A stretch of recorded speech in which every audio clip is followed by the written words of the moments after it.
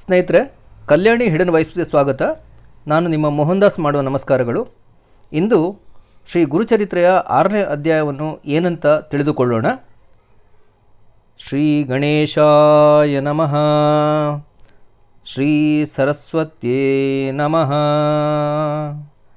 ಶ್ರೀ ಗುರುಭ್ಯೋ ನಮಃ. ನಾಮಧಾರಕನು ಸಿದ್ಧನಿಗೆ, ಸ್ವಾಮಿ, ನೀನು ಕತ್ತಲೆಗೆ ಜ್ಯೋತಿ ಸ್ವರೂಪನು, ಆದ್ಯಂತವಾಗಿ ಗುರುಪೀಠವನ್ನು ನಮಗೆ ಪ್ರಕಾಶಗೊಳಿಸಿದ್ದಿ. ತ್ರಯಮೂರ್ತಿಗಳ ಅವತಾರವೇ ಸ್ವತಃ ತಾವಾಗಿದ್ದು ತೀರ್ಥಾಚರಣೆ ಮಾಡಲು ಕಾರಣವೇನು? ಎಲ್ಲ ಕ್ಷೇತ್ರಗಳಿಗಿಂತಲೂ ಗೋಕರ್ಣದಲ್ಲಿ ಹೆಚ್ಚಿನದೇನಿದೆ ಎಂದು ಅಲ್ಲಿಗೆ ಹೋಗೋಣವಾಯಿತು. ತೀರ್ಥಗಳು ನಮ್ಮ ಭಾರತದಲ್ಲಿ ಲೆಕ್ಕವಿಲ್ಲದಷ್ಟಿವೆ. ಅವೆಲ್ಲವನ್ನು ಕಡೆಗಣಿಸಿ ಶ್ರೀಪಾದ ಶ್ರೀಯಾವಲ್ಲಭನೆಂಬ ದತ್ತಾತ್ರೇಯ ಅವತಾರಿಕನು ಅಲ್ಲಿಗೆ ಅದೇಕೆ ಹೋದನು?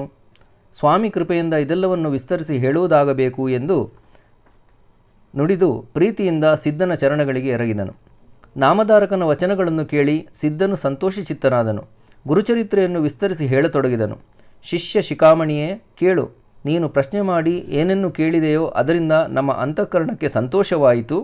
ಆದ್ದರಿಂದ ಶ್ರೀ ಗುರುವಿನ ಚರಿತ್ರೆಯನ್ನು ಹೇಳುವೆ. ನಿನ್ನಿಂದ ನಮಗೆ ಅಪರಿಮಿತ ಲಾಭವಾಯಿತು. ಗುರುಚರಿತ್ರೆಯನ್ನು ಹೇಳಲು ನಮ್ಮ ಮನದಲ್ಲಿ ತೀರಾ ಉತ್ಕಂಠೆಯಾಗುತ್ತಲಿದೆ. ತಾವು ತ್ರಯಮೂರ್ತಿಗಳೇ ಅವತಾರ ತಳೆದು ತೀರ್ಥಾಟನೆ ಮಾಡುವುದರಿಂದೇನು ಪ್ರಯೋಜನ? ಅದರಲ್ಲೂ ವಿಶೇಷವಾಗಿ ಗೋಕರ್ಣಕ್ಕೇಕೆ ಬಂದುದ್ದೇಕೆ ಎಂದು ನಾಮಧಾರಕ ನೀನು ಪ್ರಶ್ನೆ ಮಾಡಿದೆಯಷ್ಟೇ. ದತ್ತಾತ್ರೇಯನು ದೇವನೆಂಬುದು ನಿಜ. ಅವನು ತನ್ನ ಪಾವನತೆಗಾಗಿ ತೀರ್ಥಾಟನೆ ಮಾಡುತ್ತಿರಲಿಲ್ಲ. ಆದರೆ ಭಕ್ತರಿಗೆ ದೀಕ್ಷಾವಿಧಿಯನ್ನು ನೆರವೇರಿಸಲು ಮತ್ತು ಅವರ ಹಿತಕ್ಕಾಗಿ ಉಪದೇಶಿಸಲು ತೀರ್ಥಗಳನ್ನು ಆಚರಿಸುವನು. ಗೋಕರ್ಣದಲ್ಲಿ ಶಂಕರನು ವಾಸಿಸುವನು. ಅದೇ ಕಾರಣದಿಂದ ನಿರ್ಗುಣ ತ್ರೈಮೂರ್ತಿಯ ವಸತಿಗೆ ಅದು ವಿಶೇಷ ಸ್ಥಾನವಾಯಿತು. ಗೋಕರ್ಣ ಕ್ಷೇತ್ರದ ಮಹಾತ್ಮೆಯು ಹೇಳಲು ಅನುಪಮವಾಗಿದೆ. ಆದುದರಿಂದ ಶಿಷ್ಯನಾದ ನಾಮಧಾರಕನೇ, ನಿಯಮದಿಂದ ಮನಸ್ಸು ಮಾಡಿ ಕೇಳು. ಆ ತೀರ್ಥದ ವೃತ್ತಾಂತವನ್ನು ಸಾಧ್ಯಂತವಾಗಿ ವಿಸ್ತರಿಸಿ ಹೇಳುವೆ. ಅಲ್ಲಿ ಯಾವ ಯಾವ ವರಗಳನ್ನು ಪಡೆಯಲಾಯಿತೋ ಅವೆಲ್ಲವುಗಳನ್ನು ಕೇಳಲು ಅಪೂರ್ವವಾಗಿದೆ. ಆ ಗೋಕರ್ಣದಲ್ಲಿ ಮಹಾಬಲೇಶ್ವರ ಎಂಬ ಹೆಸರಿನ ಲಿಂಗವಿದೆ. ಅದು ಸ್ವಯಂಭೂ ಶಿವ ಎಂದು ತಿಳಿಯಲ್ಪಡುವುದು. ಈ ಬಗೆಗೆ ಒಂದು ವಿಶೇಷವಾದ ಆಖ್ಯಾಯಿಕೆ ಇದೆ. ಆ ಲಿಂಗವು ಲಂಬೋದರ ಅಂದರೆ ಗಣಪನಿಂದ ಸ್ಥಾಪಿಸಲ್ಪಟ್ಟಿತ್ತು. ಶಿಷ್ಯನಾದ ನಾಮಧಾರಕನು ಸಿದ್ಧನನ್ನು ಕುರಿತು, ತೀರ್ಥದ ಮಹಿಮೆಯನ್ನು ಬಣ್ಣಿಸುತ್ತಿರುವಿರಿ. ಗಣಪತಿಯು ಲಿಂಗವನ್ನು ಪ್ರತಿಷ್ಠೆ ಮಾಡಿದನೆಂದು ಹೇಳುವಿರಿ. ಅದು ಎಂತೂ ನನಗೆ ವಿಶದವಾಗಿ ಹೇಳಬೇಕು ಎಂದು ಕೇಳಿದನು. ಶಿಷ್ಯನ ಈ ಬಗೆಯ ವಿನಯಪೂರ್ವಕ ಪ್ರಶ್ನೆಯನ್ನು ಕೇಳಿ ಸಿದ್ಧನ ಸಂತೋಷಭರಿತನಾದನು. ಮಹಾಬಲೇಶ್ವರ ಲಿಂಗದ ಪ್ರತಿಷ್ಠಾಪನೆಯ ವೃತ್ತಾಂತವನ್ನು ಸಾಧ್ಯಂತವಾಗಿ ಹೇಳತೊಡಗಿದನು. ಪೂರ್ವದಲ್ಲಿ ಪುಲಸ್ತ್ಯ ಎಂಬ ಹೆಸರಿನ ಬ್ರಾಹ್ಮಣನೊಬ್ಬನಿದ್ದನು. ಕೈಕಯ ಎಂಬಾಕೆ ಆತನ ಹೆಂಡತಿಯಾಗಿದ್ದಳು. ಗಂಡ ಹೆಂಡತಿ ಇರುವರು ಈಶ್ವರ ಭಕ್ತಿಯಲ್ಲಿ ಒಳ್ಳೆ ಮನಸ್ಸುಳ್ಳವರು. ಯಾವಾಗಲೂ ಅತಿ ಪ್ರೀತಿಯಿಂದ ಶಿವಪೂಜೆ ಮಾಡುವರು. ದಿನಾಲೂ ಲಿಂಗ ಪೂಜೆ ಮಾಡುವರು. ಪೂಜೆ ಇಲ್ಲದೆ ಊಟ ಮಾಡುತ್ತಿರಲಿಲ್ಲ. ಹೀಗೆ ಕೆಲ ಕಾಲ ಸಾಗಿದ ಮೇಲೆ ಒಂದು ದಿನ ಅವರ ಪೂಜೆಗೆ ಲಿಂಗವು ದೊರಕಲಿಲ್ಲ. ಅದರಿಂದ ತಮ್ಮ ಶಿವಪೂಜಾ ವ್ರತಕ್ಕೆ ಹಾನಿಯಾದುದರಿಂದ ಮಣ್ಣಿನ ಲಿಂಗವನ್ನು ಮಾಡಿದರು. ಭಕ್ತಿಯಿಂದ ಪೂಜಿಸಿ ಸಂತೋಷಗೊಂಡರು. ಈ ದಂಪತಿಗಳಿಗೆ ಒಬ್ಬ ಮಗನಿದ್ದನು. ಅವನ ಹೆಸರು ದಶಾಶಿರ, ಅಂದರೆ 10 ಮುಖವುಳ್ಳವ. ರಾವಣ ಅವನು ತಾಯಿಯು ಮಣ್ಣಿನ ಲಿಂಗವನ್ನು ಪೂಜಿಸುತ್ತಿರುವಾಗ ಅವಳ ಬೆಟ್ಟಿಗೆಂದು ಅವಸರದಿಂದ ಬಂದನು. ತಾಯಿಗೆ ನಮಸ್ಕರಿಸಿದನು. ಅಮ್ಮ, ಇದೇನು ಪೂಜೆ ಮಾಡುತ್ತಿರುವೆ ಎಂದು ಕೇಳಿದನು. ಮಣ್ಣಿನ ಲಿಂಗವನ್ನು ಪೂಜಿಸುತ್ತಿರುವೆನೆಂದು ಅವಳು ವಿಸ್ತರಿಸಿ ಹೇಳಿದಳು. ಆಗ ರಾವಣನು ತಾಯಿಗೆ, ಅಮ್ಮ, ನೀನು ನನ್ನ ತಾಯಿ ಎಂದು ಹೇಳುತ್ತಿರುವಿ, ಮಣ್ಣಿನ ಲಿಂಗವನ್ನು ಪೂಜಿಸುವಿ. ಇದು ನಮ್ಮ ದುರ್ದೈವವಲ್ಲದೆ ಮತ್ತೇನು? ಒಳ್ಳೆಯದು, ಈ ಪೂಜೆಯಿಂದ ಬರುವ ಫಲವೇನು ಎಂದು ಮತ್ತೆ ಪ್ರಶ್ನಿಸಿದನು. ಅದಕ್ಕೆ ತಾಯಿಯು, ಮಗುವೆ, ಪೂಜೆಯಿಂದ ಕೈಲಾಸ ಪದವು ದೊರಕುವುದು ಎಂದು ಹೇಳಿದಳು. ತಾಯಿಯ ಉತ್ತರವನ್ನು ಕೇಳಿಕೊಂಡ ರಾವಣನು, ಮಾತೆ, ಸುಳ್ಳೇಕೆ ಶ್ರಮಪಡುತ್ತಲಿರುವೆ? ಆ ಕೈಲಾಸವನ್ನೇ ತಂದು ನಿನ್ನ ಬಳಿಗೆ ಇಟ್ಟರೆ ಹೇಗಾಗುವುದು?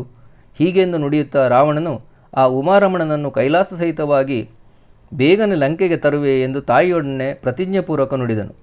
ಆಮೇಲೆ ಆತನನ್ನು, ನೀನು ಸ್ವಸ್ತ್ಯ ಚಿತ್ತದಿಂದ ಪೂಜಿಸುತ್ತಾ ಇರು, ಈ ಮಣ್ಣಿನ ಲಿಂಗವೇಕೆ ಎಂದು ನುಡಿ. ಆ ರಾಕ್ಷಸನು ಕೂಡಲೇ ಮನೋವೇಗದಿಂದ ಹೊರಟನು.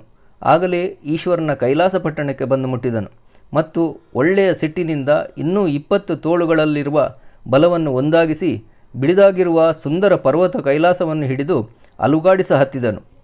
ಕೈಲಾಸ ಭುವನವು ಅಲುಗಿತು. ತನ್ನ 10 ತಲೆಗಳನ್ನು ಅದಕ್ಕೆ ಹಚ್ಚಿ ತಿಕ್ಕಿ ಎತ್ತುವ ಪ್ರಯತ್ನ ನಡೆಸಿದನು. ಆ ಪರ್ವತವನ್ನು ಹೊತ್ತೊಯ್ಯುವ ಉಲ್ಲಾಸವು ಅವನಲ್ಲಿ ತುಂಬಿತ್ತು. ಪರ್ವತಕ್ಕೆ ತಲೆ ಹಚ್ಚಿ ಕೈಗಳನ್ನು ಮೊಣಕಾಲುಗಳ ಮೇಲೆ ಊರಿ ಒಳ್ಳೆಯ ಕಸುವಿನಿಂದ ಎತ್ತಿದನು. ಆಗ ಆ ವಿಕ್ರಮದಿಂದ ಸಪ್ತ ಪಾತಾಳಗಳೆಲ್ಲ ಹೊಯ್ದಾಡ ಹತ್ತಿದವು. ಭೂಭಾರವನ್ನು ಹೆಡೆಯೊಳಿಟ್ಟು ಶೇಷನು ಬೆದರಿ ಹೆಡೆ ತಪ್ಪಿಸಿದನು. ಬೆನ್ನ ಮೇಲೆ ಭೂಮಿಯನ್ನಿರಿಸಿಕೊಂಡ ಕೂರ್ಮನು ಬೆದರು ನಡುಗಿದನು. ದೇವಗಣವು ಅಂಜಿ ಅಚ್ಚರಿಗೊಂಡಿತು. ಇಂದ್ರನ ಅಮರಾವತಿಯು ನಡುಗ ಹತ್ತಿತು. ಸ್ವರ್ಗವು ತತ್ತರಿಸಿತು. ಅದರಂತೆ ವಿಷ್ಣು ಭವನವು ಸತ್ಯಲೋಕಾದಿಗಳು ಕಂಪಿಸಿದವು. ಮೇರು ಪರ್ವತವು ಉರುಳಿ ಬೀಳುವುದೋ ಎಂದೆನಿಸಿತು. ಹೀಗೆ ಮಹಾಪ್ರಳಯವೇ ಉಂಟಾಯಿತು. ಕೈಲಾಸಪುರದಲ್ಲಿಯ ದೇವಗಣಗಳೆಲ್ಲರೂ ಅಂಜಿ ನಡುಗತೊಡಗಿದರು. ಗಿರಿಜೆಯು ಈ ಪ್ರಳಯದ ಸ್ವರೂಪವನ್ನು ಕಂಡು ಭಯಚಕಿತಳಾಗಿ ಶಿವನ ಹತ್ತಿರ ಹೋದಳು. ಪಾರ್ವತಿಯು ಶಿವನಿಗೆ, ಇಂದು ಕೈಲಾಸಕ್ಕೆ ಏನಾಗಿದೆಯೋ ಯಾರು ಬಲ್ಲರು? ಒಳ್ಳೆ ವೇಗದಿಂದ ತೂಗಾಡ ಹತ್ತಿದೆ, ನಿಶ್ಚಿತವಾಗಿ ಬೀಳುತ್ತಿದೆ ಎಂಬಂತಿದೆ. ಕೈಲಾಸ ನಗರದಲ್ಲೆಲ್ಲ ಆಕ್ರಂದನವು ಇಡುಗಿದೆ. ಇತ್ತ ನೀವು ಸ್ವಸ್ಥ ಚಿತ್ತದಿಂದ ಕುಳಿತು ಬಿಟ್ಟಿರುವಿರಿ. ಏಳಿ ಬೇಗನೆ ಪ್ರತೀಕಾರ ಮಾಡಿ ಎಂದು ಶಿವನ ಪಾದಗಳಿಗೆ ಎರಗಿದಳು. ಆಗ ಈಶ್ವರನು ಪಾರ್ವತಿಯನ್ನು ಕುರಿತು, ದೇವಿ, ನೀನು ಈ ಬಗ್ಗೆ ಎಷ್ಟೂ ಚಿಂತಿಸಬೇಡ. ನನ್ನ ಭಕ್ತನಾದ ರಾವಣನು ಭಕ್ತಿಯಿಂದ ಆಟವಾಡುತ್ತಿದ್ದಾನೆ ಅಷ್ಟೆ ಎಂದು ಹೇಳಲು, ಪಾರ್ವತಿಯು ಈ ಮಾತು ಕೇಳಿ ಶಿವನಿಗೆ ನಮಸ್ಕರಿಸಿ, ಶೂಲಪಾಣಿಯೇ, ರಕ್ಷಿಸು ರಕ್ಷಿಸು, ಎಲ್ಲ ದೇವತೆಗಳನ್ನು ಕಾಯ್ದುಕೋ ಎಂದು ವಿನಂತಿಸಿದಳು. ಶಿವನು ಉಮಾದೇವಿಯ ಮಾತುಗಳನ್ನು ಮನ್ನಿಸಿ ಎಡಗೈಯಿಂದ ಹತ್ತಿಕ್ಕಿದನು. ಅದರಿಂದ ರಾವಣನ 10 ತಲೆಗಳು ಮತ್ತು ಭುಜಗಳು ಸಹಿತವಾಗಿ ಪರ್ವತದ ಸಂದಿನಲ್ಲಿ ಸಿಕ್ಕಿಬಿದ್ದವು. ರಾವಣನು ಅದರಿಂದ ಮನದಲ್ಲಿ ಬಹಳ ಚಿಂತಿಸಿದನು. ಶರಣಾಗತನನ್ನು ರಕ್ಷಿಸು ಎನ್ನುತ್ತಾ ಶಿವಶಿವ ಎಂದು ಉಚ್ಚರಿಸುತ್ತಾ ಸ್ತೋತ್ರ ಮಾಡುತ್ತಾ ಧ್ಯಾನಿಸತೊಡಗಿದನು. ದೇವ ಪಿನಾಕಪಾಣಿಯೇ, ಜಗದ್ರಕ್ಷಕ, ಶಿರೋಮಣಿಯೇ, ರಕ್ಷಿಸು ರಕ್ಷಿಸು, ನಿನ್ನ ಪಾದಗಳಿಗೆ ಶರಣಾಗತನಾಗಿರುವೆ. ನಿನ್ನ ಭಕ್ತನಿಗೆ ಮರಣ ಉಂಟೆ ಎಂದು ಅನನ್ಯ ಭಾವದಿಂದ ಪ್ರಾರ್ಥಿಸಿದನು. ಬೋಳೆ ಜನರ ಚಕ್ರವರ್ತಿಯಾದ ಶಂಕರನು ರಾವಣನ ವಿನಂತಿಯನ್ನು ಕೇಳಿ ಹತ್ತಿಕ್ಕಿದ ಎಡಗೈಯನ್ನು ಕೃಪೆಯಿಂದ ಬೇಗನೆ ತೆಗೆದನು. ಅದರಿಂದ ರಾವಣನು ಪಾರಾದನು. ತನ್ನ ಶಿರವನ್ನು ಕೊಯ್ದುಕೊಂಡು ಕೈಯಲ್ಲಿ ಹಿಡಿದನು. ಅದಕ್ಕೆ ತನ್ನ ಕರುಳನ್ನೇ ತಂತಿಯಂತೆ ಬಿಗಿದು ವೀಣೆಯ ಮಾಡಿ ಅಪಾರ ಸ್ತುತಿ ಮಾಡ ಹತ್ತಿದನು. 1000 ವೇದಗಳನ್ನು ಒಂದುಗೂಡಿಸಿ ವರ್ಣಕ್ರಮ ಮೊದಲಾಗಿ ವಿಸ್ತರಿಸಿ ಸಾಮವೇದದ ಅತಿಗಾಯನದಲ್ಲಿ ಎಲ್ಲ ರಾಗಗಳನ್ನು ಹಾಡ ಹತ್ತಿದನು. 8 ಗುಣಗಳು, 9 ರಸಗಳು, 7 ಸ್ವರಗಳು ಕೂಡಿ ಲಂಕಾನಾಥನು ಗಾಯನ ಮಾಡ ಹತ್ತಿದನು. ಅವುಗಳ ಪ್ರಸಿದ್ಧವಾದ ಹೆಸರುಗಳನ್ನು ಹೇಳುವೆ, ಒಮ್ಮನದಿಂದ ಕೇಳು. ಪ್ರಖ್ಯಾತವಾದ 8 ಗಣಗಳನ್ನು ಲಂಕಾನಾಥನು ಉಚ್ಚರಿಸತೊಡಗಿದನು. ಮ ಗಣ ಬ್ರಾಹ್ಮಣ ವರ್ಣ, ನ ಗಣ ಕ್ಷತ್ರಿಯವು, ಭ ಗಣ ವೈಶ್ಯವರ್ಣವು, ಯ ಗಣ ಶೂದ್ರವಂಶವು, ಜ ಗಣವು ದೈತ್ಯಕುಲದಲ್ಲಿ ಜನಿಸಿದ್ದು, ರ ಗಣ ಪ್ರೇತ, ತ ಗಣ ರಾಕ್ಷಸ ವಂಶ, ಸ ಗಣ ತುರಂಗ ರೂಪದ್ದು. ಲಂಕಾಪತಿಯಾದ ರಾವಣನು ಗಾಯನದ 8 ಗುಣಗಳನ್ನು ವಿಸ್ತರಿಸಿದನು. ಅಲ್ಲದೆ ನವರಸಗಳಿಂದ ಗಾಯನ ಮಾಡಿದನು. ಅವುಗಳ ಹೆಸರುಗಳು ಶಾಂತ, ಭಯಾನಕ, ಅದ್ಭುತ, ಶೃಂಗಾರ, ಹಾಸ್ಯ, ಕರುಣಾರಸ, ರೌದ್ರ, ವೀರ, ಬೀಭತ್ಸ ಹೀಗೆ 9 ರಸಗಳಿಂದ ಕೂಡಿ ಒಳ್ಳೆ ಉಲ್ಲಾಸದಿಂದ ಗಾಯನ ಮಾಡಿದನು. 7 ಸ್ವರಗಳಿಂದ ವೀಣೆಯನ್ನು ಬಾರಿಸಿದನು. ಒಳ್ಳೆ ಧ್ಯಾನ ಮತ್ತು ವಿಧಿಪೂರ್ವಕವಾಗಿ ಹಾಡತೊಡಗಿದನು. 7 ಸ್ವರಗಳಲ್ಲಿ ಮೊದಲನೆಯದು ಷಡ್ಜಸ್ವರವು. ಅದರ ವಾಸವು ಜಂಬೂದ್ವೀಪದಲ್ಲಿ. ಅದರ ಉತ್ಪತ್ತಿ ಸ್ಥಾನವು ಕಂಠವು. ಮಯೂರಧ್ವನಿ ಇದರದು. ಗೀರ್ವಾಣಕುಲ ಬ್ರಹ್ಮವಂಶದ ಉತ್ತಮ ಜಾತಿಯಲ್ಲಿ ಇದರ ಜನನ. ಈ ಸ್ವರದ ವರ್ಣವು ಕಮಲದ ಪಕಳೆಯಂತಹದು. ಇದಕ್ಕೆ ಅಗ್ನಿದೇವತೆ ಶೃಂಗಾರ ರಸದಿಂದ ಕೂಡಿದ ಈ ಸ್ವರದ ಧ್ಯಾನದಿಂದ ಶಿವ ಸ್ಮರಣೆ ಮಾಡಿದನು. 2ನೇ ಸ್ವರವು ಋಷಭ ಎಂಬುದು. ಇದರ ವಾಸ್ತವ್ಯವು ಪ್ಲಕ್ಷ ದ್ವೀಪದಲ್ಲಿದೆ. ಇದರ ಹುಟ್ಟು ಹೃದಯಸ್ಥಾನದಿಂದ ಚಾಶ ಅಂದರೆ ಜಾತಕ ಪಕ್ಷಿಯ ಸ್ವರವು. ಋಷಿಕುಲವು ಪ್ರಖ್ಯಾತವಾದ ಕ್ಷತ್ರಿಯ ವಂಶದಲ್ಲಿ ಹುಟ್ಟಿ ಒಪ್ಪುವ ವರ್ಣದ್ದಾಗಿದೆ. ಈ ಸ್ವರದ ಅಧಿದೇವತೆಯು ಯಮನು. ಅದ್ಭುತ ರಸದೊಡನೆ ಕ್ರೀಡಿಸುವ ಈ ಸ್ವರಯುಕ್ತವಾಗಿ ರಾವಣನು ವೀಣೆಯನ್ನು ಬಾರಿಸಿದನು. ಗಾಂಧಾರ ಎಂಬ 3ನೇ ಸ್ವರದಿಂದ ಲಂಕಾಧೀಶನಾದ ರಾವಣನು ಗಾಯನ ಮಾಡಿದನು. ಇದರ ವಾಸಸ್ಥಾನವು ಕುಶದ್ವೀಪವು. ಹುಟ್ಟು ನಾಸಿಕದಲ್ಲಿ. ಇದರ ಆಲಾಪವು ಹೋತಿನಂತೆ.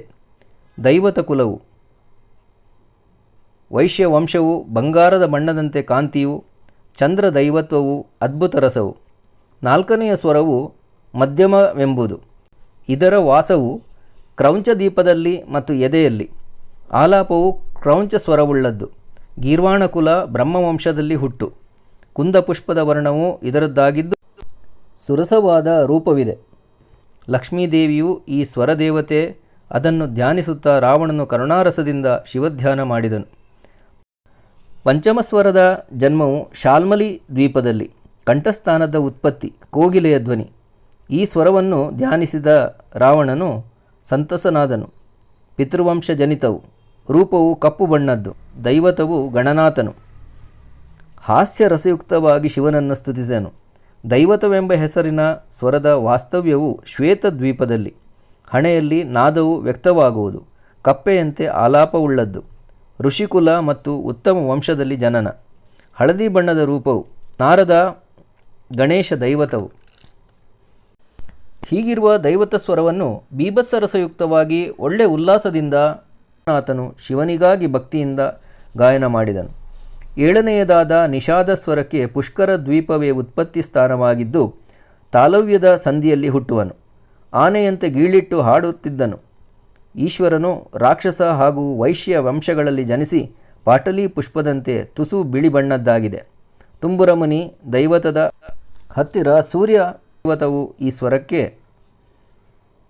ಭಯಾನಕ ರಸವನ್ನು ಹೊರಚಿಮ್ಮುವ ಸ್ತೋತ್ರವನ್ನು ಈ ರಾಗದಿಂದ ಕೂಡಿ ಲಂಕಾನಾಥನು ಗಾಯನ ಮಾಡಿದನು. ಈ ಭಯೋತ್ಪಾದಕ ರಾಗದಿಂದ ದೇವತೆಗಳೆಲ್ಲ ವ್ಯಾಕುಲಗೊಂಡರು. ಇಷ್ಟಲ್ಲದೆ ಆ ಲಂಕಾದಿ ರಾಗರಾಗಿಣಿಗಳಿಂದ ಸಾಮವೇದವನ್ನು ಶ್ರೀರಾಗ ಮೊದಲಾಗಿ ವಸಂತಕ್ಕೆ ಮಾಡುತ್ತಿದ್ದನು. ಭೈರವ ಮೊದಲಾದ ಪಂಚಮ ರಾಗಗಳಲ್ಲಿಯೂ ನಟ ನಾರಾಯಣ ಮೇಘರಾಗಗಳಲ್ಲಿಯೂ ಆ ಅಭ್ಯಾಸ ಯೋಗಿಯಾದ ಲಂಕಾನಾಥನು ಶಿವನಿಗಾಗಿ ಗಾಯನ ಮಾಡ ಹತ್ತಿದನು. ಇದು ಅಲ್ಲದೆ ಗೌಡ, ಕೋಲಾಳ, ಆಂದಾಳ, ದ್ರಾವಿಡ, ಕೌಶಿಕಮಾಳ, ದೇವಗಾಂಧಾರ, ಆನಂದಲಿಳಿ ಈ ರಾಗಗಳಿಂದ ಗಾಯನ ಮಾಡ ಹತ್ತಿದನು. ಧನಾಶ್ರೀಯು ವರಾಡಿ, ರಾಮಕ್ರಿಯ, ಫಲಮಂಜರಿ, ಗೌಡಾಕ್ಷಿ, ದೇಶಾಕ್ಷಿ, ಹಾರೀಸಿ ಈ ರಾಗಗಳಲ್ಲೂ ಹಾಡುತ್ತಿದ್ದನು. ಭೈರವಿ, ಗರ್ವಿ, ಗುರ್ಜರಿ ಸಹಿತ ವೇಳಾವಲಿ, ಲಲಿತ ಕರ್ನಾಟಕಿ, ಹಂಸಗಳೆಂಬ ರಾಗಗಳಿಂದ ದಶಾಶಿರನು ಗಾಯನ ಮಾಡಿದನು.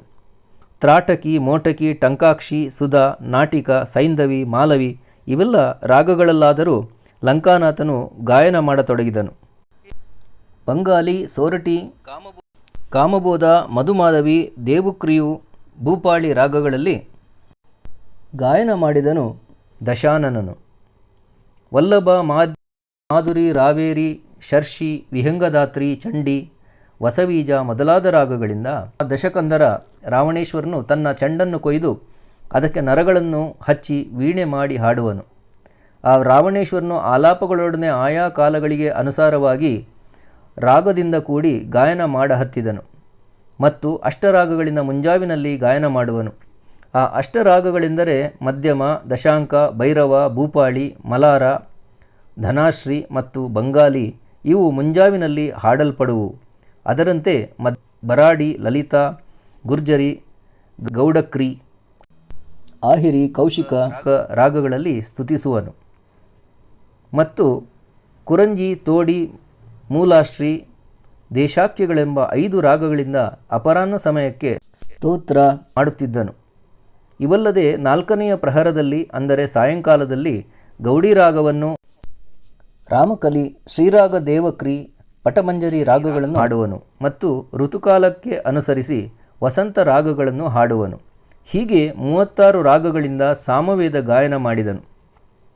ಆಹಾ, ರಾವಣೇಶ್ವರನು ಮಾಡುವ ಚಂದ್ರಮೌಳಿಯ ಭಕ್ತಿಯು ಅದೆಂತಹ ನಿರ್ವಾಣ ರೂಪದ್ದು ಅದು. ರಾವಣನ ಈ ಮೇಲಾದ ಭಕ್ತಿಗೆ ಈಶ್ವರನು ಕೂಡಲೇ ಪ್ರಸನ್ನನಾದನು. ನಿಜರೂಪದಲ್ಲಿ ಒಳ್ಳೆಯ ಹರ್ಷದಿಂದ ಆತನ ಎದುರಿಗೆ ನಿಂತುಕೊಂಡನು. ಆಗ ಶ್ರೀಶಂಕರನು 5 ಮುಖ 3 ಕಣ್ಣು 10 ಭುಜಗಳಿಂದ ಯುಕ್ತನಾಗಿ ನಿಂತುಕೊಂಡು ಸಂತೋಷದಿಂದ, ರಾವಣ, ನೀನು ಬಯಸುವ ವರವೇನು ಬೇಡು ಎಂದನು. ಸಂತುಷ್ಟನಾದ ಶಿವನನ್ನು ಕುರಿತು ರಾವಣನು, ದೇವ, ನಾನು ನಿನ್ನ ಹತ್ತಿರ ಅದಾವ ವರವನ್ನು ಬೇಡಲಿ? ನಿನ್ನ ಕೃಪೆಯಿಂದ ಲಕ್ಷ್ಮಿಯು ನನ್ನ ಮನೆಯ ದಾಸಿಯಾಗಿರುವಳು. ಅಷ್ಟನಿಧಿಗಳು ನನ್ನ ಬಾಗಿಲಲ್ಲಿವೆ. ಬ್ರಹ್ಮನು ದಿನಾಲೂ ಪಂಚಾಂಗ ಹೇಳುವ ಜ್ಯೋತಿಷನಾಗಿದ್ದಾನೆ. ಸೂರ್ಯ, ಚಂದ್ರ, ವರುಣ, ವಾಯು ಮೊದಲಾದ ದೇವತೆಗಳು 33 ಕೋಟಿ ದೇವತೆಗಳೆಲ್ಲರೂ ಹರ್ಷದಿಂದ ನಮ್ಮ ಸೇವೆ ಮಾಡುತ್ತಿರುವರು. ಅಗ್ನಿಯು ಒಂದೇ ಸವನೆ ಸೇವೆ ಮಾಡುತ್ತಲಿದ್ದಾನೆ. ಒಳ್ಳೆ ಕುಶಲತೆಯಿಂದ ಬಟ್ಟೆ ತೊಳೆಯುವ ಕೆಲಸವನ್ನು ಮಾಡುವನು. ನನ್ನ ಆಜ್ಞಾಧಾರಕ ಯಮನು ನನ್ನ ಅಪ್ಪಣೆಯಾಗದ ಹೊರತು ಯಾರನ್ನೂ ಕೊಲ್ಲಲಾರನು. ಇಂದ್ರನನ್ನು ಸೋಲಿಸುವ ಪರಾಕ್ರಮಿಯಾದ ಇಂದ್ರಜಿತುವ ಮಗನು. ಬಲಿಷ್ಠನಾದ ಕುಂಭಕರ್ಣನಂತವನು ನನ್ನ ತಮ್ಮನು. ನನ್ನ ಸ್ಥಾನವಾದ ಲಂಕಾಪಟ್ಟಣವು ಸಮುದ್ರದ ಮಧ್ಯದಲ್ಲಿ ಭದ್ರವಾಗಿದೆ. ಬಯಸಿದುದನ್ನು ಕೂಡಲೇ ಕೊಡುವಂಥ ಕಾಮಧೇನುವು ಮನೆಯಲ್ಲಿದೆ. 6 ಕೋಟಿ ವರ್ಷದ ದೀರ್ಘಾಯುಷ್ಯವೂ ಇನ್ನೊಬ್ಬನಿಲ್ಲ ಜಗತ್ತಿನಲ್ಲಿ. ಅಂದ ಬಳಿಕ ಯಾವ ಕೊರತೆಗಾಗಿ ನಾನು ವರವನ್ನು ಬೇಡಲಿ? ನಿನ್ನೊಂದಿಗೆ ನಿನ್ನ ವಾಸಸ್ಥಾನವಾದ ಕೈಲಾಸವನ್ನು ಲಂಕೆಗೆ ಒಯ್ಯುವೆ. ಇದಿಷ್ಟೇ ಕೆಲಸಕ್ಕಾಗಿ ಈಗ ಬಂದಿರುವೆ. ನನ್ನ ತಾಯಿಗೆ ದಿನವೂ ನಿನ್ನ ಪೂಜೆಯನ್ನು ಮಾಡುವ ವ್ರತವಿರುವುದು. ಕೃಪಾಮೂರ್ತಿಯೇ, ದಾತಾರ, ಭಕ್ತಿಗಾಗಿ ಮನೋರಥವನ್ನು ಪೂರೈಸಬೇಕು ಎಂದು ಬೇಡಿದನು. ರಾವಣನ ವಿನಂತಿಯನ್ನು ಮನದಂದು ಈಶ್ವರನು, ಕೇವಲ ಪೂಜೆಗಾಗಿಯೇ ನನ್ನ ಅಗತ್ಯವಿದ್ದುದಾದರೆ ಕೈಲಾಸವನ್ನು ಕೊಂಡೇನು ಮಾಡುವಿ? ನಿನಗೆ ನನ್ನ ಆತ್ಮಲಿಂಗವನ್ನೇ ಕೊಡುವೆ. ನಿನ್ನ ಮನೋಬಯಕೆಗಳೆಲ್ಲವೂ ಈ ನನ್ನ ಆತ್ಮಲಿಂಗದಿಂದಲೇ ಸಾಧಿಸುವು. ರಾವಣ, ಈ ಲಿಂಗವು ಕೇವಲ ನನ್ನ ಪ್ರಾಣವು. ಆದಾಗ್ಯೂ ಇದನ್ನು ನಿನಗೆ ಕೊಡುವೆ ಎಂದು ರಾವಣನಿಗೆ ಕೊಟ್ಟನು. ನೀನು ಇದನ್ನು ನಿತ್ಯದಲ್ಲಿ ತ್ರಿಕಾಲವೂ ಪೂಜಿಸತಕ್ಕದ್ದು. 108 ಸಲ ಷಡಕ್ಷರ ಮಂತ್ರವನ್ನು ಜಪಿಸಬೇಕು. ಒಮ್ಮನದಿಂದ ರುದ್ರಾಭಿಷೇಕ ಮಾಡಿ ಪೂಜಿಸಬೇಕು. ಈ ನನ್ನ ಆತ್ಮಲಿಂಗವನ್ನು ಒಂದೇ ಸವನೆ 3 ವರ್ಷಗಳವರೆಗೆ ಪೂಜಿಸಿದರೆ ನೀನೇ ನನ್ನ ಸ್ವರೂಪವನ್ನು ಹೊಂದುವಿ. ಮನದಲ್ಲಿ ಬಯಸುವುದನ್ನೆಲ್ಲವನ್ನೂ ಬೇಗನೆ ಹೊಂದುವಿ. ಈ ಲಿಂಗವುಳ್ಳವನಿಗೆ ಮರಣವು ಸಂಭವಿಸಲಾರದು. ಕೇವಲ ಇದರ ದರ್ಶನ ಮಾತ್ರದಿಂದ ನಿತ್ಯ ದೋಷಗಳೆಲ್ಲವೂ ಬೇಗನೆ ಪರಿಹಾರವಾಗುವು. ರಾವಣ, ನೀನು ನಿನ್ನ ಲಂಕಾಪಟ್ಟಣಕ್ಕೆ ಮುಟ್ಟುವವರೆಗೂ ಈ ಲಿಂಗವನ್ನು ಎಲ್ಲಿಯೂ ನೆಲಕ್ಕಿಡಬೇಡ. ಪಟ್ಟಣಕ್ಕೆ ಹೋದ ನಂತರ 3 ವರ್ಷಗಳವರೆಗೆ ಪೂಜಿಸಿ, ಅಂದರೆ ನೀನೇ ಈಶ್ವರನಾಗುವಿ ಎಂದನು. ಈ ಬಗೆಯಾಗಿ ರಾವಣನು ಶಂಕರನಿಂದ ಆತ್ಮಲಿಂಗ ಸಹಿತವಾಗಿ ವರವನ್ನು ಪಡೆದನು. ಆತನಿಗೆ ಸಾಷ್ಟಾಂಗವೆರಗಿದನು. ಕರ್ಪೂರ ಗೌರನಿಂದ ಅಪ್ಪಣೆ ಹೊಂದಿದ್ದನು. ಕೂಡಲೇ ಲಂಕಾಪಟ್ಟಣಕ್ಕೆ ಭರದಿಂದ ಹೊರಟನು. ಈ ಸನ್ನಿವೇಶದಲ್ಲಿ ತ್ರಿಲೋಕ ಸಂಚಾರಿಯಾದ ನಾರದ ಋಷೀಶ್ವರರು ಅಲ್ಲಿದ್ದರು. ರಾವಣನು ಶಂಕರನ ಆತ್ಮಲಿಂಗವನ್ನು ಪಡೆದುದು ದೇವತೆಗಳ ದೃಷ್ಟಿಯಿಂದ ಅನರ್ಥಕರವೆಂದು ಬಗೆದನು ಮತ್ತು ತ್ವರೆಯಿಂದ ಇಂದ್ರನ ಭುವನವಾದ ಅಮರಾವತಿಗೆ ಹೊರಟನು. ನಾರದನು ಅಮರಾವತಿಗೆ ಹೋಗಿ ಅಲ್ಲಿ ಇಂದ್ರನನ್ನು ಕುರಿತು, ಇಂದ್ರನೇ, ನೀನು ಇದೇನೋ ಸ್ವಸ್ಥ ಮನಸ್ಸಿನಿಂದ ಕುಳಿತಿರುವೆಯಲ್ಲ. ಕರ್ಪೂರಗೌರ ಶಿವನು ಲಂಕಾಧೀಶ ರಾವಣನಿಗೆ ತನ್ನ ಆತ್ಮಲಿಂಗವನ್ನು ಕೊಟ್ಟು ಅಮರತ್ವವನ್ನು ದಯಪಾಲಿಸಿದನು. ರಾವಣನು ಇಂದು ನಿಮ್ಮ ಲಕ್ಷ್ಮಿಯನ್ನೇ ಕೊಂಡೊಯ್ದನು. ಲಂಕೇಶ್ವರನು ಚಿರಾಯುಷಿಯಾದನು. ಕರ್ಪೂರಗೌರನು ಪ್ರಾಣಲಿಂಗವನ್ನು ಕೊಟ್ಟನು ಮತ್ತು ಮೇಲೆ ನೀನೇ ಈಶ್ವರನಾಗು ಎಂದು ವರಪ್ರದಾನವನ್ನು ಮಾಡಿದನು. ಮತ್ತು 3 ವರ್ಷಗಳವರೆಗೆ ಪೂಜಿಸಿದೆಯಾದರೆ ನೀನೇ ನನ್ನ ಸ್ವರೂಪವನ್ನು ಹೊಂದುವಿ. ನಿನ್ನ ಪಟ್ಟಣವೇ ಕೈಲಾಸವಾಗುವುದು. ನಿನಗೆ ಎಂದೂ ಮೃತ್ಯು ಉಂಟಾಗದು ಎಂದು ಹೇಳಿದನು. ಈಶ್ವರನಿಂದ ದೊರೆತ ವರಗಳನ್ನೆಲ್ಲ ಸ್ವೀಕರಿಸಿ ರಾವಣನು ಆನಂದದಿಂದ ಇದೀಗ ಲಂಕೆಗೆ ತೆರಳಿದನು. ಇನ್ನು ಆತನನ್ನು ಜಯಿಸುವವರಾದರೂ ಯಾರು? ಆತನ ಸೆರೆಯಲ್ಲಿದ್ದ 33 ಕೋಟಿ ದೇವತೆಗಳ ಬಿಡುಗಡೆಯು ಎಂತಾಗುವುದು? ಇನ್ನು ಆ ಲಂಕಾನಾಥನ ಸೇನೆಗೆ ನೀವೆಲ್ಲರೂ ಬೇಗನೆ ಹೋಗಬೇಕು. ರಾವಣನ ದರ್ಶನಕ್ಕೆ ಊರ್ವಶಿ, ರಂಬೆ, ಮೇನಕೆಯರನ್ನು ಕರೆದೊಯ್ಯಬೇಕು. ಹೀಗೆಂದು ಭವಿಷ್ಯವನ್ನು ನುಡಿದನು. ನಾರದನ ಮಾತುಗಳಿಂದ ಇಂದ್ರನು ಮನದಲ್ಲಿ ಭಯಗೊಂಡನು. ಕೈ ಮುಗಿದು ಇದಕ್ಕೆ ಇನ್ನೇನು ಉಪಾಯವೆಂದು ಸವಿನಯದಿಂದ ಕೇಳಿದನು. ನಾರದರು ಇದಕ್ಕೆ, ಇಂದ್ರನೇ, ನೀನು ಏನೊಂದು ಉಪಾಯವನ್ನು ಬೇಗನೆ ಮಾಡಲೇಬೇಕು. ಅದಕ್ಕಾಗಿ ನೀನು ಬ್ರಹ್ಮನೆಡೆಗೆ ಹೋಗಬೇಕು. ಅವನು ಇದಕ್ಕೆ ಬೇಗನೆ ಉಪಾಯ ಮಾಡುವನು ಎಂದನು. ಇಂದ್ರ ನಾರದರಿರುವರು ಬೇಗನೆ ಬ್ರಹ್ಮಲೋಕಕ್ಕೆ ಹೋದರು. ಇಂದ್ರನು ಬ್ರಹ್ಮನಿಗೆ ನಡೆದ ವೃತ್ತಾಂತವನ್ನೆಲ್ಲ ವಿವರಿಸಿ ತಿಳಿಸಿದನು.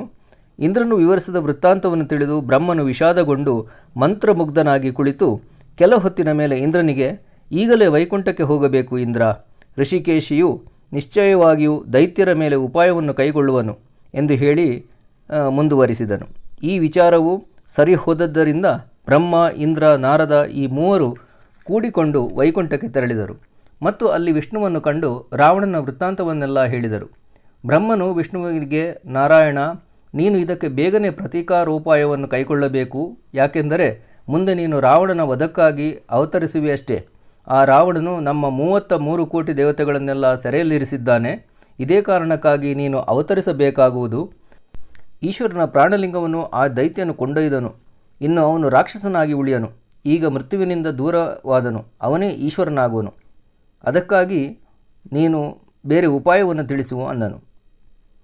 ಹೀಗೆಂದು ಬ್ರಹ್ಮನು ವಿನಂತಿಸಲು ಆತನ ಮಾತನ್ನು ಕೇಳಿ ಹರಿ ಒಮ್ಮೆಲೆ ಮೆಟ್ಟಿಬಿದ್ದನು. ಅಲ್ಲದೆ ಸಿಟ್ಟಿನಿಂದ ಕಿಡಿಕಿಡಿಯಾಗಿ ಕೆಲಸವು ಕೆಟ್ಟಿತು ಎಂದು ನುಡಿದನು. ಕೂಡಲೇ ಕೈಲಾಸಕ್ಕೆ ಹೊರಟನು. ವಿಷ್ಣುವು ಈಶ್ವರನ ಬಳಿಗೆ ಬಂದು, ಶಂಕರ, ಇದೇನನ್ನು ಮಾಡಿದ್ದೆ? ಕ್ರೂರ ರಾಕ್ಷಸನಾದ ರಾವಣನಿಗೆ ಪ್ರಾಣಲಿಂಗವನ್ನು ಕೊಡುವ ಕಾರಣವೇನಿದ್ದಿತು? ರಾವಣನು ಕ್ರೂರನಾದ ಮಹಾದೈತ್ಯನು. ಸುರವರೆಲ್ಲರೂ ಆತನ ಊಳಿಗದಲ್ಲಿರುವರು, ಅಲ್ಲದೆ ಕಾರಾಗೃಹದಲ್ಲಿ ಕೊಳೆಯುತ್ತಿರುವರು. ಇನ್ನು ಅವರ ಬಿಡುಗಡೆ ಎಂತು ಎಂಬುದನ್ನು ನನಗೆ ಹೇಳು ಎಂದನು. ಇಂತಹ ದುರಾಚಾರಿಯಾದವನಿಗೆ ನೀನು ಅದೆಂತೂ ವರವನ್ನಿತ್ತೀರೋ ಅದಾರು ಬಲ್ಲರು. ನಿನ್ನ ವರಪ್ರದಾನದಿಂದ ನಮ್ಮ ದೇವತ್ವವು ಆತನಿಗೆ ಸೇರ್ಪಡೆಯಾಯಿತು. ಇನ್ನು ಮೇಲೆ ಆತನ ಸ್ವರ್ಗವನ್ನು ಸಂಪೂರ್ಣವಾಗಿ ವಶಪಡಿಸಿಕೊಳ್ಳುವನು ಎಂದು ಹೇಳಿದನು. ವಿಷ್ಣುವಿನ ಮಾತುಗಳನ್ನು ಕೇಳಿ ಶಂಕರನು, ನಾನು ಆ ರಾವಣನ ಭಕ್ತಿಗೆ ಸಂತುಷ್ಟನಾದೆನು, ಆ ಭರದಲ್ಲಿಯೇ ಮೈಮರೆತೆನು. ಕೇವಲ ಸಂತೋಷಪೂರ್ವಕವಾಗಿ ಆತನಿಗೆ ಪ್ರಾಣಲಿಂಗವನ್ನು ಕೊಟ್ಟೆನು.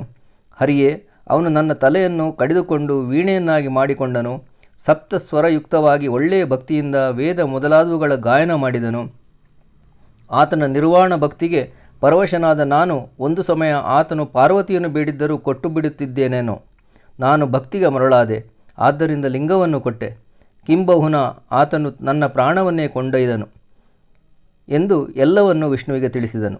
ವಿಷ್ಣುವು ಶಂಕರನನ್ನು ಕುರಿತು, ಉಮಾಕಾಂತನೇ, ನೀನು ಹೀಗೆ ವಿಚಾರ ಮಾಡದೆ ದೈತ್ಯರಿಗೆ ಬೇಕಾದುದನ್ನೆಲ್ಲ ದಯಪಾಲಿಸುವಿ. ಆದುದರಿಂದ ಅವರು ಮದೋನ್ಮತ್ತರಾಗುತ್ತಾರೆ. ಅವರನ್ನು ಮಣಿಸಲು ನಾವು ಬಹಳ ಕಷ್ಟಪಡಬೇಕಾಗುವುದು. ದೈತ್ಯರು ದೇವ ಬ್ರಾಹ್ಮಣರಿಗೆ ಹೆಚ್ಚಾಗಿ ಪೀಡೆಯನ್ನುಂಟು ಮಾಡುವವರು. ಈ ಕಾರಣಕ್ಕಾಗಿ ನಾವು ಅವತಾರ ಮಾಡಬೇಕಾಗುವುದು. ಇರಲಿ, ಈಗ ಆ ದುಷ್ಟನಿಗೆ ಲಿಂಗವನ್ನು ಕೊಟ್ಟು ಎಷ್ಟು ಹೊತ್ತಾಯಿತು? ಇಷ್ಟರಲ್ಲಿ ಅವನು ಲಂಕೆಗೆ ಮುಟ್ಟಿರಬಹುದೇ ಎಂದು ಕೇಳಿದನು. ಶಂಕರನು 5 ಗಳಿಗೆಗಳಾದವು ಎಂದು ಹೇಳಲು, ಶಿವವಚನನ್ನು ಕೇಳಿದೊಡನೆ ನಾರಾಯಣನು ಉಪಾಯ ಮಾಡಿದನು. ಸೂರ್ಯನನ್ನು ಮರೆಮಾಡಲು ತನ್ನ ಸುದರ್ಶನ ಚಕ್ರವನ್ನು ಕಳಿಸಿದನು. ವಿಷ್ಣುವು ನಾರದನನ್ನು ಕರೆದು ಹೇಳಿದನು ಏನೆಂದರೆ, ಈಗ ರಾವಣನು ಲಂಕೆಯ ಮಾರ್ಗದಲ್ಲಿರುವನು. ನೀವು ಬೇಗನೆ ಹೋಗಬೇಕು. ನೀವು ಆತನನ್ನು ಅವನ ದಾರಿಯಲ್ಲಿ ಸಂಧಿಸಬೇಕು. ಏನೊಂದು ಉಪಾಯದಿಂದ ಅವನಿಗೆ ತಡವಾಗುವಂತೆ ಮಾಡಬೇಕು. ಲಂಕೆಗೆ ಬೇಗ ಹೋಗದಂತೆ ಮಾಡಬೇಕು. ಬೇಗ ಹೋಗಿರಿ. ಚಕ್ರವು ಸೂರ್ಯನಿಗೆ ಮರೆಯಾಯಿತು. ರಾವಣನು ಸ್ನಾನ, ಸಂಧ್ಯೆ ಮೊದಲಾದ ಕರ್ಮಗಳಲ್ಲಿ ಒಳ್ಳೆಯ ಆಸಕ್ತನು. ನೀವು ಹೋಗಿ ತಪ್ಪದೆ ಆತನಿಗೆ ತಡವಾಗುವಂತೆ ಮಾಡಿರಿ. ಈ ಮಾತು ಕೇಳಿ ವಿಷ್ಣುವಿನಿಂದ ಕಳಿಸಲ್ಪಟ್ಟ ನಾರದನು ಮನೋವೇಗದಿಂದ ಮಾರ್ಗಕ್ರಮಿಸುತ್ತಾ ಲಂಕೆಗೆ ಹೊರಟ. ರಾವಣನನ್ನು ನಡುದಾರಿಯಲ್ಲೇ ಕೂಡಿಕೊಂಡನು. ನಾರದನನ್ನು ಕಳಿಸಿ ವಿಷ್ಣುವು ಇನ್ನು ವಿಘ್ನವನ್ನುಂಟು ಮಾಡಲು ಗಣೇಶ್ವರನನ್ನು ರಮಿಸಿ ಕಳಿಸಬೇಕು ಎಂದು ತನ್ನ ಮನದಲ್ಲಿ ಆಲೋಚಿಸಿದನು. ಕೂಡಲೇ ಗಣೇಶನನ್ನು ಬರೆಮಾಡಿಕೊಂಡ ಮತ್ತು ಆತನಿಗೆ ವಿನಯದಿಂದ, ಎಲೈ ವಿಘ್ನರಾಜ, ರಾವಣನು ಅದೆಂತಹವನು? ನೀನು ಅವರನ್ನು ಯಾವಾಗಲೂ ಉಪೇಕ್ಷಿಸುವಿಯಲ್ಲ. ಎಲ್ಲ ದೇವತೆಗಳು ನಿನ್ನನ್ನು ವಂದಿಸುವರು. ನೀನು ಅವರ ಬೇಡಿಕೆಗಳನ್ನೆಲ್ಲ ಪೂರ್ಣ ಮಾಡುವಿ. ಅದಾರು ನಿನ್ನನ್ನು ಕಡೆಗಣಿಸುವರೋ ಅವರಿಗೆ ವಿಘ್ನಗಳನ್ನುಂಟು ಮಾಡುವಿ.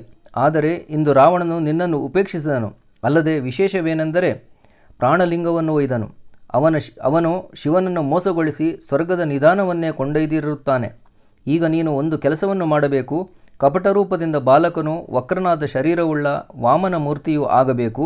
ಲಂಕೆಯ ಮಾರ್ಗದಲ್ಲಿದ್ದ ರಾವಣನ ಹತ್ತಿರ ಹೋಗಬೇಕು. ರಾವಣನಿಗೆ ಮಾರ್ಗದಲ್ಲಿ ವಿಳಂಬವನ್ನುಂಟು ಮಾಡುವ ಕಾರಣಕ್ಕಾಗಿಯೇ ಈ ನಾರದನು ಹೋಗಿರುವರು. ದಾರಿಯಲ್ಲಿಯೇ ಸೂರ್ಯನು ಅಸ್ತಂಗತನಾಗುವ ಸಮಯವು ಒದಗಬಹುದು. ಆಗ ರಾವಣನು ತಪ್ಪದೇ ಸಂಧ್ಯಾವಂದನೆ ಮಾಡುವನು. ಲಿಂಗವನ್ನು ಭೂಮಿಯ ಮೇಲೆ ಇಡಕೂಡದೆಂದು ರಾವಣನಿಗೆ ಶಿವನ ಆಜ್ಞೆಯಾಗಿದೆ. ಶೌಚಾಚಮನದಿಂದ ಶುದ್ಧನಾಗುವ ಸಮಯದಲ್ಲಿ ಲಿಂಗವನ್ನು ತನ್ನ ಬಳಿಯಲ್ಲಿ ಇಟ್ಟುಕೊಳ್ಳಲಾರನು. ಇದನ್ನರಿತು ಗಿಡ್ಡ ಬಾಲಕ ವೇಷದಿಂದ ಶಿಷ್ಯನಂತೆ ಕರುಣಾಪೂರ್ಣನಾಗಿ ಹೋಗಬೇಕು. ಸೂಕ್ಷ್ಮ ರೂಪವನ್ನು ತೋರಬೇಕು. ವಿಶ್ವಾಸ ತೋರಿಸಿ ಲಿಂಗವನ್ನು ತೆಗೆದುಕೊಳ್ಳಬೇಕು. ಸಂಧ್ಯಾವಂದನೆಯ ಸಮಯಕ್ಕೆ ನಿರ್ವಾಹವಿಲ್ಲದೆ ವಿಶ್ವಾಸಗೊಂಡು ಲಿಂಗವನ್ನು ನಿನ್ನ ಕೈಯಲ್ಲಿ ಕೊಡುವನು. ಕೂಡಲೇ ಆ ಲಿಂಗವನ್ನು ನೀನು ಅಲ್ಲಿಯೇ ಭೂಮಿಯ ಮೇಲೆ ಇಟ್ಟುಬಿಡು. ನೀನು ಇಷ್ಟ ಮಾಡಿದ್ದಾದರೆ ಆ ಲಿಂಗವು ಅಲ್ಲಿಯೇ ಸ್ಥಿರವಾಗಿ ಉಳಿಯುವುದು ಅಂದನು. ವಿಷ್ಣುವು ಗಣಪತಿಗೆ ಇದನ್ನೆಲ್ಲ ಕಲಿಸಿಕೊಟ್ಟನು. ವಿಷ್ಣುವಿನಿಂದ ಬೋಧೆ ಹೊಂದಿದ ಗಣಪತಿಯು ಸಂತೋಷಭರಿತನಾಗಿ ಹರ್ಷದಿಂದ ಆಗ ಏನಾದರೂ ತಿನಿಸಬೇಕೆಂದು ಬೇಡಿದನು. ಎಳ್ಳುಂಡೆ, ಪಂಚಗಜ್ಜಾಯ, ಕಬ್ಬು, ಕೊಬ್ಬರಿ, ದಾಳಿಂಬ್ರೆ, ಸಕ್ಕರೆ, ತುಪ್ಪ, ಹಾಲು, ಅಲ್ಲದೆ ನೆಲಗಡಲೆ, ಸಕ್ಕರೆ ಕೂಡಿದ ಅಕ್ಕಿಯ ಅರಳು ತನಗೆ ತಿನ್ನಲು ಬೇಗನೆ ಕೊಡಬೇಕೆಂದು ಬೇಡ ಹತ್ತಿದನು. ವಿಘ್ನೇಶ್ವರನು ಬೇಡಿದ ಖಾದ್ಯ ಪದಾರ್ಥಗಳನ್ನೆಲ್ಲ ಶಾರ್ಂಗಧರನು ತೀವ್ರವೇ ತರಿಸಿಕೊಟ್ಟನು. ಗಣಪತಿಯು ತಿನಿಸನ್ನೆಲ್ಲ ತೆಗೆದುಕೊಂಡು ಬ್ರಹ್ಮಚಾರಿಯ ವೇಷದಿಂದ ವೇಗವಾಗಿ ನಡೆದನು. ಇದಕ್ಕೂ ಮೊದಲೇ ನಾರದನು ಹೋಗಿ ರಾವಣನನ್ನು ಕೂಡಿಕೊಂಡಿದ್ದನು. ನಾರದನೆಂದರೆ ಬ್ರಹ್ಮರ್ಷಿಗಳು, ಅಗಾಧ ಮಹಿಮಾಶಾಲಿಗಳು.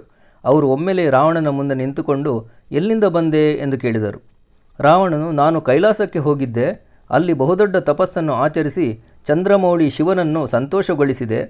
ಆತನು ಪ್ರಸನ್ನನಾಗಿ ನನಗೆ ಪ್ರಾಣಲಿಂಗವನ್ನು ವರದಾನ ಮಾಡಿದ್ದಾನೆ ಎಂದು ಹೇಳಿದನು ಮತ್ತು ಅಪಾರವಾದ ಲಿಂಗಮಹಿಮೆಯನ್ನು ಸಂತೋಷದಿಂದ ಹೇಳತೊಡಗುತ್ತಾನೆ. ಆಗ ನಾರದರು, ಲಂಕಾನಾಥ, ನಿನ್ನ ದೈವವು ಬಹಳ ದೊಡ್ಡದು. ಅಮೃತಲಿಂಗವು ಅದಕ್ಕಂತೆ ನಿನಗೆ ದೊರಕಿತು. ನಾವು ಆದರೆ ಆದ್ಯಂತವನ್ನೆಲ್ಲ ಬಲ್ಲೆವು. ಆ ಲಿಂಗವನ್ನೇ ನಮಗೆ ತೋರಿಸು. ನಾವು ಅದರ ಮಹತ್ವವನ್ನೆಲ್ಲ ಈ ಮೊದಲೇ ತಿಳಿದಿರುವೆವು. ಆ ಲಿಂಗದ ಲಕ್ಷಣವನ್ನೆಲ್ಲ ನಿನಗೆ ಸವಿಸ್ತಾರವಾಗಿ ಹೇಳಬಲ್ಲೆವು ಎಂದನು. ರಾವಣನು ನಾರದನ ಮಾತಿನ ಮೇಲೆ ವಿಶ್ವಾಸವನ್ನಿಡಲಿಲ್ಲ. ಆದರೂ ಆ ಲಿಂಗವನ್ನು ಅವರ ಕೈಗೆ ಕೊಡದೆ ದೂರದಿಂದಲೇ ತೋರಿಸಿದನು. ಆಗ ನಾರದರು, ಲಂಕೇಶ, ಆ ಲಿಂಗದ ಮಹಿಮೆಯನ್ನು ನಿನಗೆ ತಿಳಿಸುವೆ. ಆ ಕಥೆಯು ಸಾಕಷ್ಟಿದೆ, ಹೇಳುವೆ, ಕುಳಿತು ಕೇಳು ಎಂದನು. ಆ ಲಿಂಗವು ಎಂದು ಯಾವ ದಿವಸ ಹುಟ್ಟಿತು? ನಾವು ಪೂರ್ವದಿಂದ ಎಲ್ಲವನ್ನೂ ಅರಿತಿರುವೆವು. ಈ ಬಗ್ಗೆ ಅಪೂರ್ವವಾದ ಕಥೆಯಿದೆ, ಅದನ್ನು ಒಮ್ಮನದಿಂದ ಕೇಳು. ಕಾಲಾಗ್ನಿಯಂತಹ ಒಂದು ಶ್ವಾಪದವು ಕೋಣ, ಕುರಿ ಮೊದಲಾದ ಪ್ರಾಣಿಗಳನ್ನು ನುಂಗಿ ಬ್ರಹ್ಮಾಂಡದ ಒಂದು ಖಂಡದಂತೆ ಬಿದ್ದುಕೊಂಡಿತ್ತು. ಬೇಟೆಯಾಡಲು ಬ್ರಹ್ಮ, ವಿಷ್ಣು, ಮಹೇಶ್ವರರು ಕಾನನಕ್ಕೆ ಒಂದು ಸಲ ಬಂದಿದ್ದರು. ಆಗ ಆ ಮೃಗವನ್ನು ಕೊಂದರು ಹಾಗೂ ಆ ಮೃಗದ ಮೇಧಸ್ಸನ್ನು ಅಲ್ಲಿಯೇ ತಿಂದರು. ರಾವಣ ಆ ಮೃಗಕ್ಕೆ 3 ಕೋಡುಗಳಿದ್ದವು. ಅವುಗಳ ಬುಡದಲ್ಲಿ 3 ಲಿಂಗಗಳಿದ್ದವು. ಆ ಮೂವರು ಅವುಗಳನ್ನು ಒಂದೊಂದಾಗಿ ಹಂಚಿಕೊಂಡರು. ಆ ಲಿಂಗಗಳೇ ಅವರ ಮಹಾಮಹಿಮೆಗೆ ಕಾರಣವಾದ ಆತ್ಮಲಿಂಗಗಳಾದವು. ಲಿಂಗ ಮಹಿಮೆಯನ್ನು ಕಿವಿಯಿಂದ ಕೇಳು. ಇದನ್ನು 3 ವರ್ಷಗಳವರೆಗೆ ಸತತವಾಗಿ ಆರಾಧಿಸಿದವನು ಅವನೇ ಸಾಕ್ಷಾತ್ ನಿರ್ಗುಣ ಈಶ್ವರನಾಗುವನು. ವರದ ಮೂರ್ತಿ ಎಂದರೆ ಅವನೇ ಹೌದು. ಆ ಲಿಂಗವು ಇರುವ ಸ್ಥಾನವು ಸಾಕ್ಷಾತ್ ಕೈಲಾಸವಾಗುವುದು. ಇದೇ ಕಾರಣ ಬ್ರಹ್ಮ, ವಿಷ್ಣು, ಮಹೇಶ್ವರರಿಗೆ ಈ ಲಿಂಗಗಳ ಮಹತ್ವ ಉಂಟಾಗಿತ್ತು. ಇನ್ನೂ ಈ ಲಿಂಗದ ಮಹಿಮೆಯು ಅಪಾರವಾಗಿದೆ, ಅದನ್ನು ಹೇಳುವೆ, ಏಕಾಗ್ರ ಮನಸ್ಸಿನಿಂದ ಕೇಳು ಎಂದನು. ಅದಕ್ಕೆ ರಾವಣನು, ನಮಗೆ ಅಗತ್ಯವಾದ ಕೆಲಸಗಳುಂಟು, ಅದಕ್ಕಾಗಿ ನಾವು ಬೇಗನೆ ಲಂಕೆಗೆ ಹೋಗಬೇಕಾಗಿದೆ ಹೀಗೆಂದು ಆ ಬಲಶಾಲಿಯು ಹೊರಟನು. ಆಗ ನಾರದರು ರಾವಣನ ಕುರಿತು, ಸೂರ್ಯನ ಅಸ್ತ ಸಮಯ ಸಮೀಪಿಸಿದೆ, ಸಂಧ್ಯಾ ಸಮಯವು ಬ್ರಾಹ್ಮಣರಿಗೆ ಮಹತ್ವದ್ದು. ಸಾವಿರಾರು ವೇದಗಳನ್ನು ಓದಿರುವ ನೀನು ಸಂಧ್ಯಾ ಸಮಯದಲ್ಲಿ ಮಾರ್ಗ ಕ್ರಮಿಸುವಿ. ದಾರಿಯಲ್ಲಿರುವಾಗಲೇ ನಿನಗೆ ರಾತ್ರಿ ಆಗುವುದು, ಆದ್ದರಿಂದ ಸಂಧ್ಯಾ ಲೋಪವಾಗುವುದು. ನಾವು ಇಲ್ಲಿಯೇ ಸಂಧ್ಯಾವಂದನೆಗಾಗಿ ನಿಲ್ಲುವೆವು ಹೀಗೆಂದು ನಾರದರು ವಿನಯಪೂರ್ವಕವಾಗಿ ರಾವಣನನ್ನು ಕೇಳಿ ನದಿಗೆ ಹೊರಟರು. ಅಷ್ಟರಲ್ಲಿ ಬ್ರಹ್ಮಚಾರಿಯಾದ ಗಣೇಶನು ಅಲ್ಲಿಗೆ ಬಂದನು.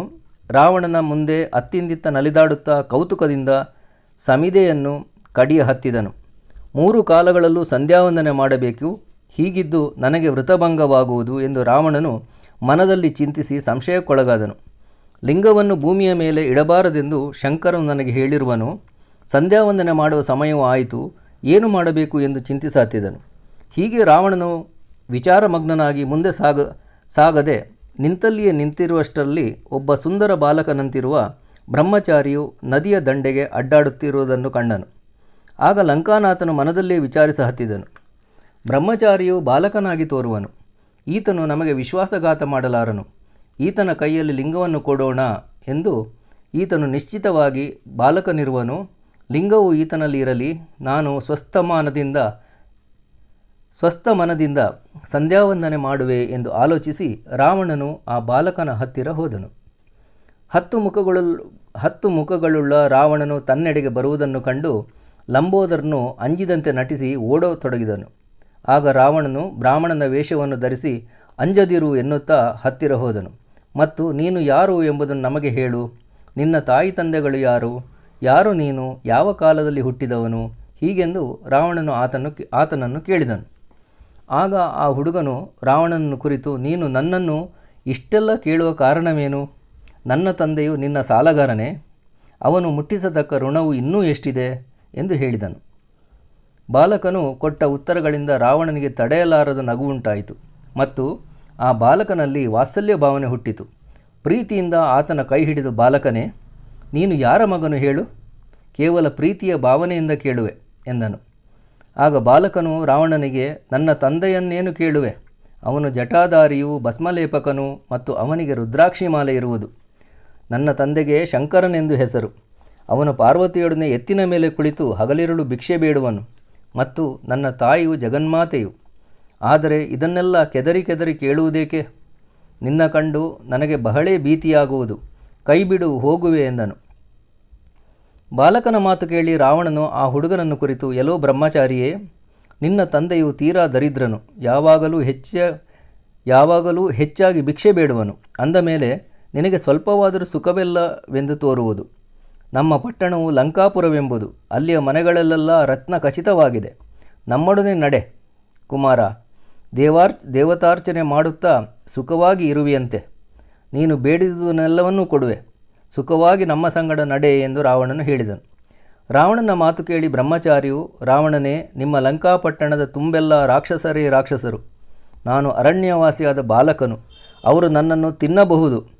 ನೋಡಿ, ನಿನ್ನ ಪಟ್ಟಣಕ್ಕೆ ಬರಲಾರೆ. ಬಿಡು, ನನ್ನ ಕೈ ಬಿಡು. ನನ್ನ ಮನೆಗೆ ಹೋಗುವೆ.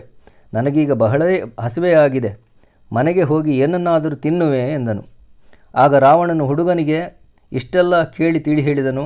ನಾನು ಸಂಧ್ಯಾವಂದನೆ ಮಾಡುವವರೆಗೆ ಲಿಂಗವನ್ನು ಹಿಡಿದಿರು ಎಂದು ಕೊಟ್ಟು ಹೋದನು. ಆಗ ಬಾಲಕನು ಲಿಂಗವನ್ನು ಹಿಡಿದಿರಲು ಒಲ್ಲೆನೆಂದು ವಿನಂತಿಸಿದನು. ತಾನು ಬ್ರಹ್ಮಚಾರಿಯು, ಅರಣ್ಯವಾಸಿಯು, ನನಗೆ ಇರುವುದಕ್ಕಾಗಿ ನಿನ್ನ ಉಪದ್ರವವೂ ಬೇಡ. ನಿನ್ನ ಲಿಂಗವು ಭಾರವಾಗಿರಬಹುದು. ನಾನು ಏನೂ ತಿಳಿಯದ ಚಿಕ್ಕ ಬಾಲಕನು. ಲಿಂಗವನ್ನು ತಕ್ಕೊಳ್ಳಲಾರೆ.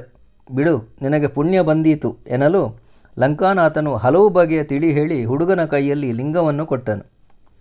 ತಾನು ಸಂಧ್ಯಾವಂದನೆ ಮಾಡಲು ಬೇಗನೆ ಸಮುದ್ರ ತೀರಕ್ಕೆ ಹೋಗಿ ಕುಳಿತನು. ಬ್ರಹ್ಮಚಾರಿಯು ಸಮುದ್ರದ ದಂಡೆಗೆ ನಿಂತುಕೊಂಡು, ನನಗೆ ಲಿಂಗವು ಜಡವಾದರೆ ಕೂಡಲೇ ಭೂಮಿಗೆ ಇಳಿಸುವೆ ಎಂದು ರಾವಣನಿಗೆ ತಿಳಿಸಿದನು. ಒಂದು ಸಲ ನಿನ್ನನ್ನು ಕರೆಯುವೆ. ನೀವು ಬರಲು ತಡವಾದರೆ ನಾನು ಭೂಮಿಯ ಮೇಲೆ ಇಟ್ಟು ಬಿಡುವೆ. ಹೀಗೆಂದು ಕರಾರು ಮಾಡಿಕೊಂಡು ಗಣೇಶನು ಲಿಂಗವನ್ನು ಕೈಯಲ್ಲಿ ತಗೊಂಡು ನಿಂತನು. ಆಗ ದೇವತೆಗಳೆಲ್ಲರೂ ವಿಮಾನದಲ್ಲಿ ಕುಳಿತುಕೊಂಡು ಮುಂದೆ ಒದಗಬಹುದಾದ ಅಚ್ಚರಿಯ ಘಟನೆಯನ್ನು ನೋಡುತ್ತಿದ್ದರು. ರಾವಣನು ಸೂರ್ಯನಾರಾಯಣನಿಗೆ ಅರ್ಘ್ಯ ಪ್ರದಾನ ಮಾಡುವ ಸಮಯದಲ್ಲಿ ಗಣೇಶನು ಅವನನ್ನು ಕರೆದನು ಮತ್ತು ಲಿಂಗವು ನನಗೆ ಜಡವಾಯಿತು, ತಗೋ ಎಂದು ಹೇಳಿದನು. ರಾವಣನು ಆಗ ಒಳ್ಳೆ ವಿವೇಕದಿಂದ ನ್ಯಾಸಪೂರ್ವಕವಾಗಿರುವ ಅರ್ಘ್ಯವನ್ನು ಕೊಡುವುದರಲ್ಲಿದ್ದನು. ಆದ್ದರಿಂದ ಬಾಲಕನೇ, ಬರುತ್ತೇನೆ, ತಡೆ ಎಂದು ಕೈ ಸನ್ನೆಯಿಂದ ತಿಳಿಸಿದನು. ಮತ್ತೊಂದು ಕ್ಷಣ ಹೊತ್ತು ನಿರೀಕ್ಷಿಸಿ ಗಣೇಶನು ಎರಡನೇ ಸಲ ಹೇಳಿದನು, ತನಗೆ ಜಡವಾಗಿದೆ, ಬೇಗ ಬರಬೇಕು. ಆಗ ರಾವಣನು ಧ್ಯಾನಾಸಕ್ತನಾಗಿದ್ದನು. ಗಣೇಶನು ಎಲ್ಲ ದೇವರ ಸಾಕ್ಷಿಯಾಗಿ ಲಿಂಗವನ್ನು ಭೂಮಿಗೆ ಇಟ್ಟನೆಂದು ಉಚ್ಚರಿಸಿದನು. ಶ್ರೀ ವಿಷ್ಣುವನ್ನು ಸ್ಮರಿಸಿ ಪರಮೇಶ್ವರನ ಆತ್ಮಲಿಂಗವನ್ನು ನೆಲದ ಮೇಲೆ ಇಟ್ಟೇ ಬಿಟ್ಟನು. ಒಡನೆ ದೇವತೆಗಳು ಸಂತೋಷದಿಂದ ಆಕಾಶದಲ್ಲಿ ಹೂಮಳೆಗರೆದರು. ಅರ್ಘ್ಯವನ್ನು ಕೊಟ್ಟ ಮೇಲೆ ರಾವಣನು ಅಲ್ಲಿಗೆ ಲಘುಬಗೆಯಿಂದ ಬಂದನು ಮತ್ತು ನೋಡುತ್ತಾನೆ, ಆತ್ಮಲಿಂಗವು ನೆಲದ ಮೇಲೆ ಬಿದ್ದಿತ್ತು. ಅದನ್ನು ಕಂಡು ಸಿಟ್ಟಿನಿಂದ ಗಣನಾಯಕನನ್ನು ಗುದ್ದಿದನು. ಗಣಪನು ನಗುಮೊಗದಿಂದ ಅಳುತ್ತಾ ನೆಲದ ಮೇಲೆ ಹೊರಳಾಡುತ್ತಾ, ಬೇಗನೆ ನನ್ನ ತಾತನಿಗೆ ಹೇಳುವೆ, ಬಾಲಕನಾದ ನನ್ನನ್ನೇಕೆ ಹೊಡೆದೆ ಎಂದು ಅಳುತ್ತಾ ಹೊರಟನು. ಅನಂತರ ರಾವಣನು ಲಿಂಗವನ್ನು ಗಟ್ಟಿಯಾಗಿ ಹಿಡಿದು ಎತ್ತಲು ಹೋದಾಗ ಭೂಮಿಯೇ ಅಲುಗು ಹತ್ತಿತು. ಮಹಾಬಲಿಯಾದ ರಾವಣನು ಎತ್ತಲು ಹೋಗಲು ಭೂಮಿಯು ನಡುಗುತ್ತಿತ್ತು. ಲಿಂಗ ಬಾರದಿರಲು ತಲೆ ಬಡಿದುಕೊಳ್ಳುತ್ತಾ ಉಪಾಯ ಕಾಣದೆ ನಿಂತನು. ಈ ಕಾರಣದಿಂದ ಮಹಾಬಲೇಶ್ವರ ಲಿಂಗವೆಂದು ಹೆಸರಾಯಿತು. ಲಿಂಗವನ್ನು ತಿರುವಿ ರಾವಣನು ಜಗ್ಗಿದ ಮೂಲಕ ಗೋಕರ್ಣದ ಆಕಳ ಕಿವಿಯ ಆಕಾರವಾಯಿತು.